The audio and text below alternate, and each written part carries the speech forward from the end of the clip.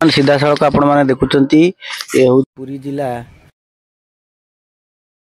मंदिर अलारनाथ दर्शन होता है।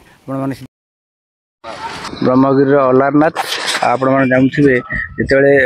श्री जगन्नाथ मंदिर जो अणसर होता है अणसर नीति चली थाए से समय एठी अलारनाथ को दर्शन करती ताहले देखा कि एठी लक्ष्य जो भक्त मैंने देश विदेश भक्त मैंने श्रद्धा मैंने आसता ठीक यही आसता दर्शन करती अच्छी पाखरे निकट में बाली हरचंडी से दर्शन करती ये हूँ माँ हरचंडी जो अच्छी बाली हरचंडी और अलारनाथ दर्शन करती श्रीक्षेत्र पुरी जिते दर्शन बंद थाए अणसर घरे प्रभु रही था से समय ये दर्शन करते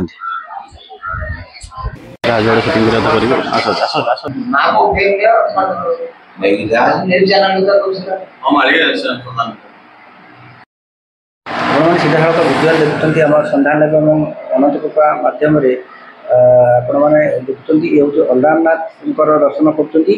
जो कहुए कि पुरी अणसर घरे प्रभु रही था से समय ये जो भक्त श्रद्धा मैंने आसता पर्यटक मैंने आसता ये दर्शन करते जो बाली हरचंडी से आसता ये हूँ संपर्क रही माने त्रिकोण भूमि भितर ये जगन्नाथ सहित किसी रही ये क्षेत्र मालिका जेहेतु वर्णित अच्छी ये क्षेत्र में आगू किसी निराकरण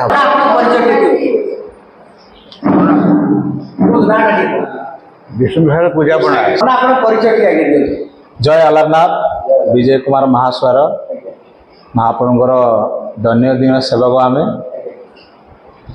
ये जो प्रभु ये जो मंदिर आप दर्शन कर ये हूँ अलारनाथ मंदिर जे ये प्रथमे ब्रह्मा आसिकी ये आगुआ पूजा करते से जगह ना है ब्रह्मगिरी जितेबाला जगन्नाथ अणसर घर जगन्नाथ जर पड़ती आपने जानते से समय मंदिर बंद रहे सबू जाक भक्त आसी प्रभु अलारनाथ को दर्शन करती कथार अच्छी जगन्नाथ को 365 दर्शन कर जहाँ पुण्यफल भक्त को मिलता है से अणसर समय गोटे दिन दर्शन करमको 365 दर्शन गोटे दिन पुण्यफल मिल यहीटा को प्रचार करते से चैतन्य महाप्रभु जितेबाला जगन्नाथ देखा चैतन्य आसते 1510 से कलिकता नवद्वीप मायापुर से जगन्नाथ मंदिर बंद थे तो से दर्शन कर से जगन्नाथ को आकाशवाणी कले चैतन्य को जे चैतन्य तुम मतलब दर्शन कर सपन दशे तुम जाओ ब्रह्मगिरी अलारनाथ तुमको दर्शन देवी तो चैतन्य ये आसी जो प्रभु को दर्शन कर विरह एक बड़ पत्थर पर से साष्टांग प्रणाम करते तो से पत्थर आप देखिए तरली जाइए महाप्रभुर ये मेन भोग है क्षीरी भोग आपड़ जानी ये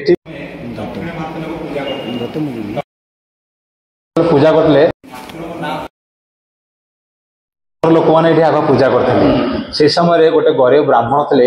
जे कि सी बहुत नष्ट से भगवान को पूजा करते तो सी महाप्रभु को सेवाई से भिक्षा को बाहर को भिक्षा करने गले गोटे छोट 12 वर्ष बालक थे से बालक को पठेले तेज जाओ अलारनाथ को क्षीरी भोग देकी आस आ मुझे भिक्षा करने काली आसबि आज तुम माँ रांधिकी तुम हाथ में दब तुम नहीं ठाकुर को क्षीरी भोग दब तो बालकटी जो माँ हाथ में क्षीरी देला बालक आनिकी ठाकुर पाखे थोले बोले आस ओलारे खा करी बाप जाए बाहर का मुझे जानी देवना जे प्रभु मो बाबा 1600 मंत्र जप कर तुमको दौरान क्षीरी किंतु मुझे मंत्र जानी तो से जो भावर दूसरी तुम टे आसिक ग्रहण कर तो भगवान हूँ भक्त बल भगवान जी भगवान जमी डाक सेमती महाप्रभु कृपा मिल तो से तार से छोट पिलार गोटे शब्द महाप्रभु सिंहासन गुरु ओल्लैक आसिक हाथ में क्षीरी खाई जो क्षीरी खाई महाप्रभु एत भल लगी जे क्षीरी खाऊ खाऊ महाप्रभु सब हाँडी खाली करदे तो से हाँडी की जो माँ को पाक नहीं गए मधुसूदन माँ पचारे जे हे मधुसूदन जो क्षीरी भोग मु तुमको रांधिकी देती से क्षीरी ना प्रभु अलारनाथ मो हाथ में स्वतंत्र खाई तो माँ को विश्वास है तो माँ पचारे जे हे मधुसूदन तुम बापा डेली अलारनाथ को क्षीरी भोग दियंती तो तुम हाथ में केमती खाइले मोर विश्वास होनी तो से तमें मत परीक्षा देवा पड़ो तो से बालकटी माँ को डाकिकी आनी नेक्स्ट टाइम आनिकी जो महाप्रभु क्षीरी भोग देखले जे प्रभु कहले जे प्रभु तुम काली जमी खाई आज भी सेमती खाओ जब न खाइब मो माँ मत लाठी मारिब तो महाप्रभु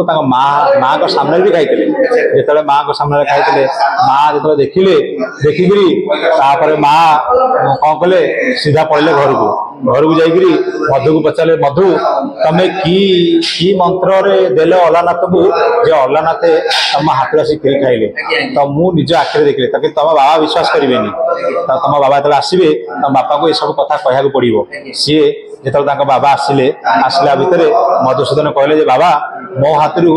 अलानाथ दी थर चोरी कर खीरी खाई तो बाबा विश्वास हलानी बाबा कहले ठीक अच्छे मुझे देखी केमती अलानाथ खीरी खाऊँ तुम बापा को डाक नहीं आला अलानाथ कहले प्रभु दीथर चोरी कर खीरी खाइल आज भी सेमती खाओ मो बापा आज देखापी तो जिते महाप्रभु आउ थे नेक्स्ट टाइम आसिक खीरी खाई जे बापा द्वार खोलिकी महाप्रभु हाथ को धरी पकई जे प्रभु तुम चोरी कर खीरी खाऊच मुझे मंत्र देकी तुमको खीरी दूसरी कौन दिन मो हाथ खाऊल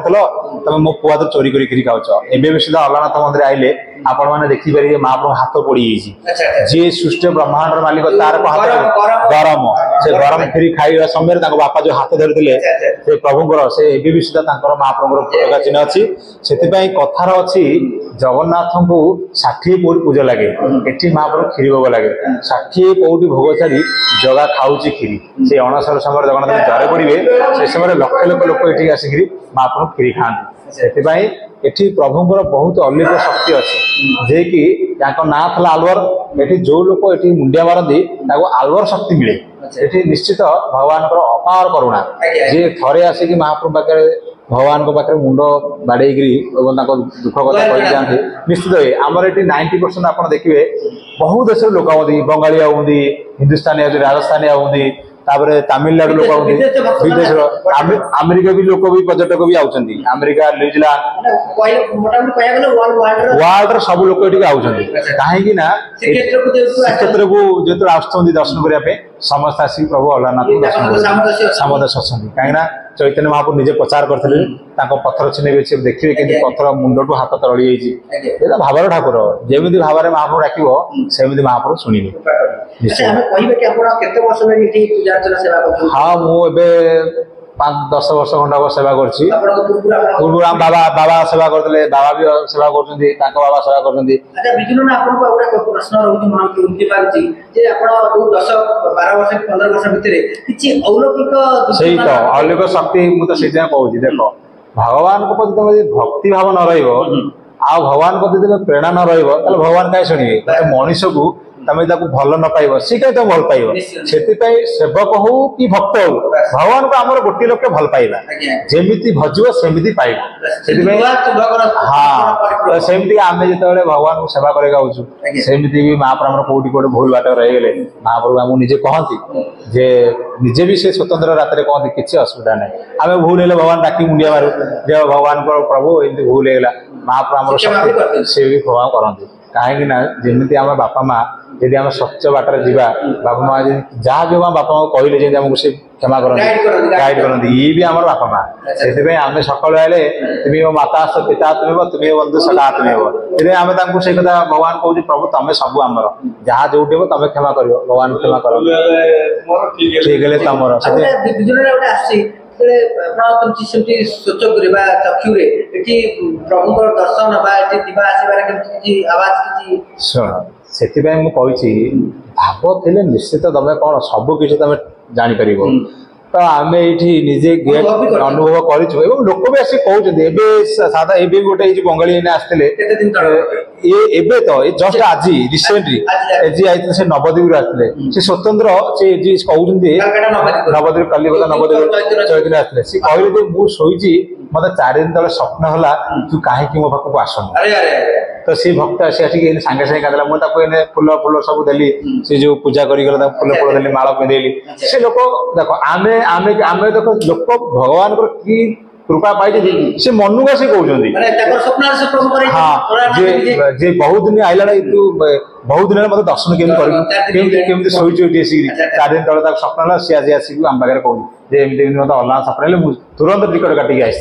देखुଛନ୍ତି ବିଜୁନାଥଙ୍କର ଯୋଉ କହୁଛନ୍ତି ଯେ ଜଣେ ଭକ୍ତଙ୍କର କଥା ଇଏ ହଉଛନ୍ତି କଲକାତାର ଯୋଉ ଅଛନ୍ତି ଆମର ଯୋଉ ଶ୍ରୀ ଚୈତନ୍ୟ ମହାପ୍ରଭୁ ଯୋଉ ଜାଗାରେ ସେଇ ଜାଗାରେ ଜଣେ ନବଦୀପରୁ ଭକ୍ତ ଆସି 4 ଦିନ ତଳେ ମଧ୍ୟ ପ୍ରଭୁ ଅଲାରନାଥଙ୍କୁ ଦର୍ଶନ କରିଥିବା ସ୍ୱପ୍ନାଦେଶ କରିଥିଲେ ଯେ ମୋତେ କାହିଁକି ଏବେ ଆସି ଦର୍ଶନ କରୁନି ସେ 4 ଦିନ ପରେ ଆଜି ଆସିଛନ୍ତି ଆଜି ମଧ୍ୟ ଆଜି ଯୋଉ ଡେଟ୍ ଆଜି ହଉଛି 2025 ଅପ୍ରେଲ ମାସ